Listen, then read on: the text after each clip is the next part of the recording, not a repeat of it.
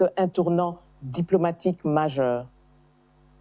Pour mieux comprendre les enjeux de cet accord, les conditions de sa mise en œuvre et la vision du gouvernement congolais pour la paix durable, nous recevons Mme Thérèse Kayikwamba-Wagner, ministre d'État et ministre des Affaires étrangères de la République démocratique du Congo.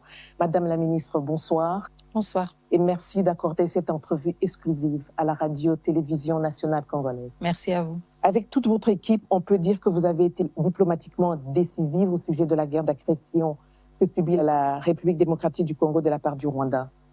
La résolution 2773 en est le prélude. Aujourd'hui, vous venez d'apposer votre signature sur l'accord de paix entre la République démocratique du Congo et le Rwanda, sous l'égide des États-Unis. Quels sont vos sentiments? Tout d'abord, un sentiment de gratitude pour la confiance que son Excellence, Monsieur le Président de la République, Monsieur Félix-Antoine Tshisekedi Tshilombo, a bien voulu placer en ma personne, mais aussi toute l'équipe qui m'a accompagnée et qui a contribué justement aux efforts qui ont culminé aujourd'hui à la signature de cet accord. Mais en même temps, évidemment, en tant que membre du gouvernement, un sentiment d'une responsabilité profonde, vu la portée historique de cet accord et la responsabilité qui nous incombe à nous en tant que membres du gouvernement, en tant que représentants de la République démocratique du Congo, de nous assurer que cet accord va se traduire en une paix concrète et tangible pour des millions de nos concitoyens à l'est de la République démocratique du Congo. Cet accord devait être entériné ultérieurement par les chefs d'État des pays signataires. On connaît tout le poids que les États-Unis ont mis dans son aboutissement. Avez-vous obtenu de Washington des garanties que cet accord sera exécuté dans son intégralité par toutes les parties? Alors tout d'abord, il faut souligner que l'accord que nous avons signé aujourd'hui est un accord contraignant pour toutes les parties signataires. Et ça, c'est quelque chose d'extrêmement important. Et évidemment, je ne sais pas si certains d'entre vous et des téléspectateurs ont eu l'occasion de suivre aussi la prise de parole du président Donald J. Trump aujourd'hui à la Maison-Blanche, qui lui-même a affirmé à 2 reprises que les États-Unis d'Amérique allaient tout faire pour s'assurer justement que cet accord soit respecté par toutes les parties prenantes. Donc je pense en effet que nous sommes dans une dynamique extrêmement constructive avec un partenaire qui est aussi déterminé que la République démocratique du Congo de voir cet accord se matérialiser et ce de manière rapide, de manière tangible et de manière durable. Justement, lors de la conférence de presse aujourd'hui au bureau Oval avec le président Trump, j'ai une question sur le désengagement qui a été posée durant cette conférence et c'est par rapport à la position du Rwanda. Pendant la conférence de presse du président Trump, le ministre rwandais des Affaires étrangères a semblé affirmer que le retrait des troupes rwandaises de la République démocratique du Congo est subordonné à la neutralisation des FDLR, on comprend les forces démocratiques de libération du Rwanda. Même si le président Trump a recadré la réponse du ministre rwandais, que dit l'accord à ce sujet? L'accord est très clair. Quand il s'agit de la question du désengagement des forces, l'accord se réfère au CONOPS, au concept d'opération, qui a 2 volets principaux dont l'exécution doit se faire de manière concomitante. Le premier volet, et ces 2 volets prennent en compte les préoccupations sécuritaires des 2 pays, de la République démocratique du Congo et du Rwanda. Le premier volet, c'est le désengagement des forces, à savoir les forces armées rwandaises qui sont sur le territoire congolais. Et le deuxième volet, la neutralisation des FDLR. Donc la préoccupation principale en termes de sécurité du Rwanda. Et l'accord est très clair là-dessus. Il parle justement du CONOPS comme la boussole, si vous voulez, pour ces questions de désengagement des forces et de neutralisation des FDLR. Et le CONOPS est un document extrêmement détaillé, justement, qui explique de manière très minutieuse comment procéder justement à ce désengagement des forces et à cette neutralisation et comment aussi en assurer la concomitance pour que les préoccupations des 2 pays soient prises en compte de manière continue, mais aussi de manière égale. Madame la ministre, beaucoup d'eau a coulé sur le pont avant la conclusion de cet accord. C'est d'ailleurs ici le lieu de féliciter justement l'engagement des États-Unis, mais aussi d'autres partenaires comme médiateurs dans cette crise entre la République démocratique du Congo et le Rwanda. On pense notamment au Qatar, à l'Angola et au Kenya, pour ne citer que ces pays. Cependant, certaines voix s'élèvent pour dénoncer une paix obtenue au prix du bradage des minerais stratégiques de la République démocratique du Congo au profit des États-Unis. Que répondez-vous à ce genre de propos? Alors, s'il y avait eu bradage, s'il s'agissait justement de vendre, comme certains le disent, nos ressources au prix de la paix, je pense que nous aurions commencé avec une séquence tout à fait différente. Nous aurions commencé justement à vendre. Mais ce n'est pas ce que nous avons fait aujourd'hui. Ce n'est pas ce que nous avons signé aujourd'hui. Aujourd'hui, nous avons signé un accord de paix dans lequel il n'y a aucune provision sur les questions économiques, sur les questions de minerais stratégiques. Et cet accord est très clair. Il prévoit justement la fondation pour un environnement propice dans lequel on peut aussi envisager un retour, si vous voulez, d'investisseurs, où on peut aussi envisager une économie plus dynamique.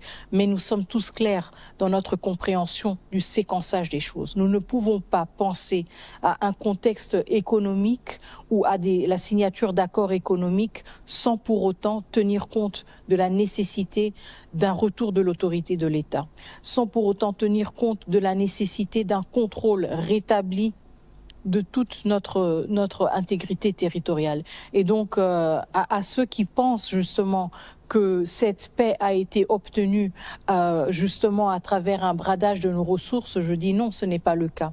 L'accord se concentre sur la paix, il se concentre sur le rétablissement de l'autorité de l'État. Et il se concentre justement sur la création de conditions propices pour une économie dynamique, chose que nous souhaitons évidemment pour nos compatriotes à l'Est et pour tout le reste de la République démocratique du Congo.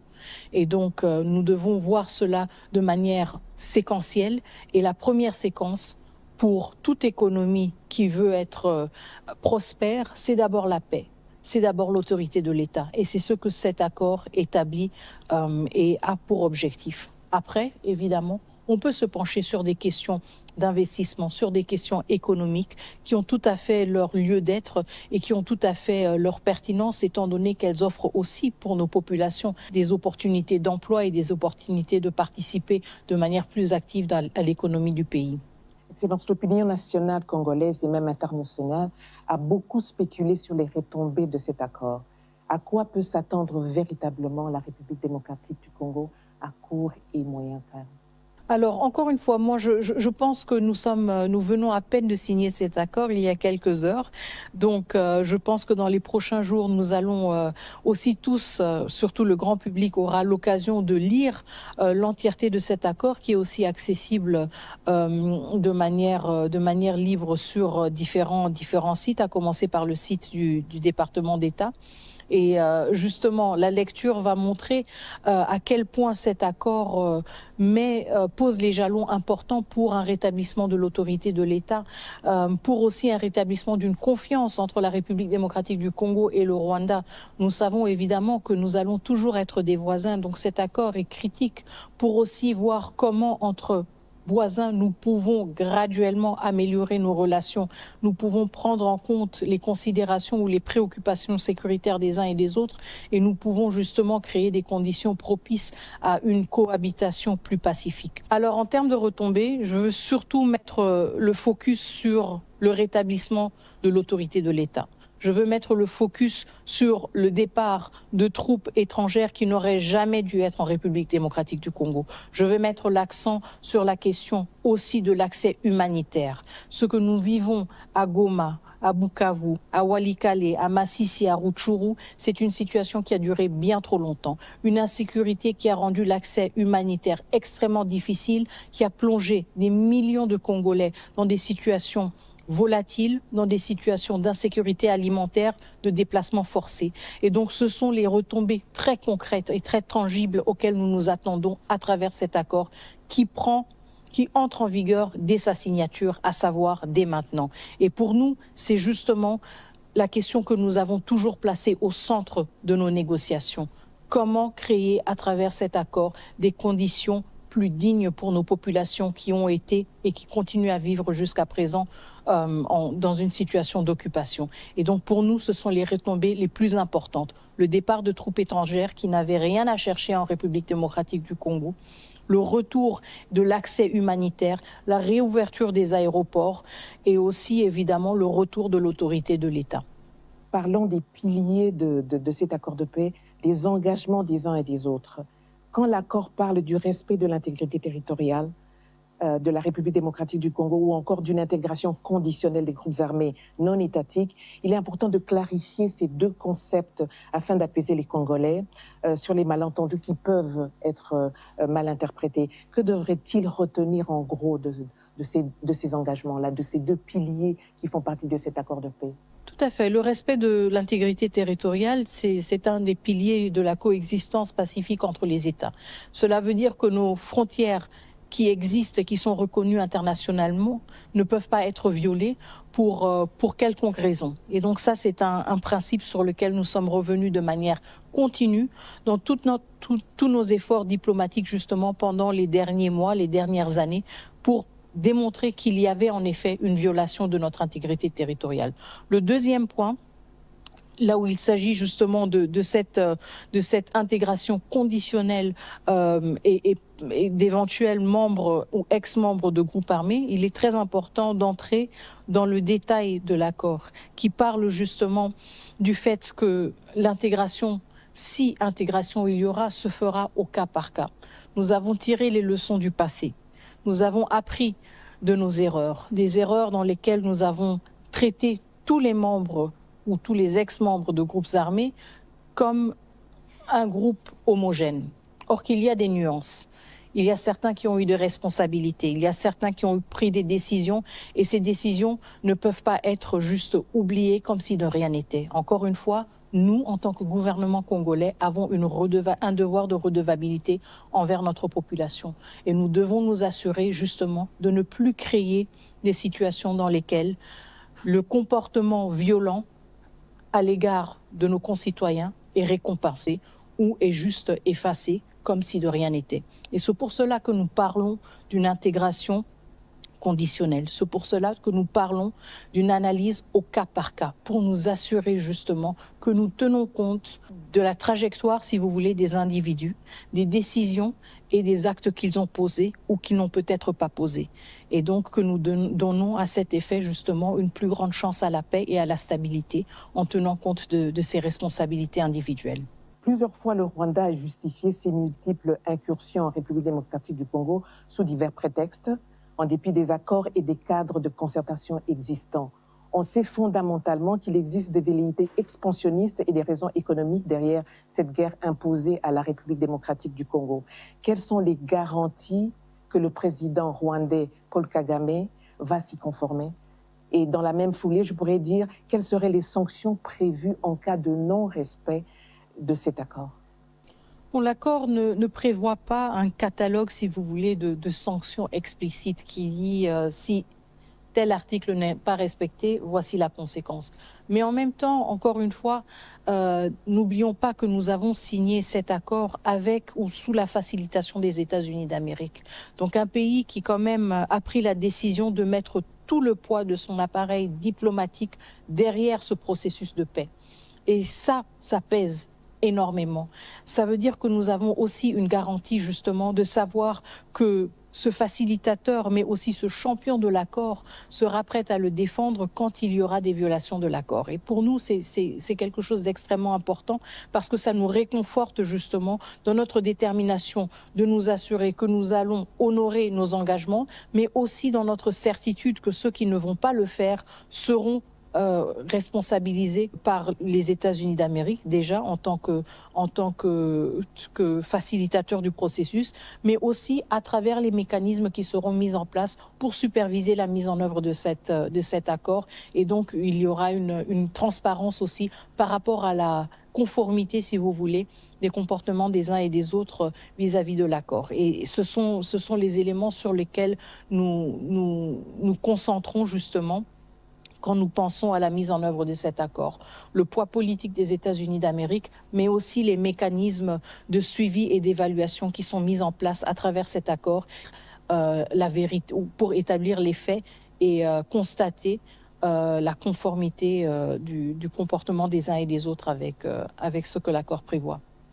Si l'accord de paix jette les bases d'un apaisement politique et sécuritaire, il apparaît qu'il reste silencieux sur la reconnaissance des victimes du conflit et sur les voies de justice et de réparation envisageables. Alors, dans quelle mesure le gouvernement congolais entend-il intégrer cette dimension, que ce soit à travers la justice nationale, les mécanismes régionaux comme la Cour africaine des droits de l'homme et des peuples, ou en coopération avec des institutions internationales?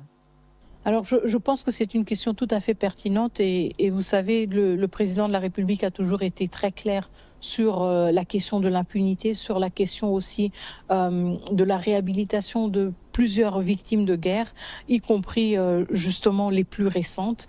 Et donc, le gouvernement de la République démocratique du Congo est très conscient du fait que la question de l'impunité, la question des survivants et survivantes doit être aussi au cœur de toute reconstruction, de toute réhabilitation de nos communautés qui ont été meurtries par ces années de conflit.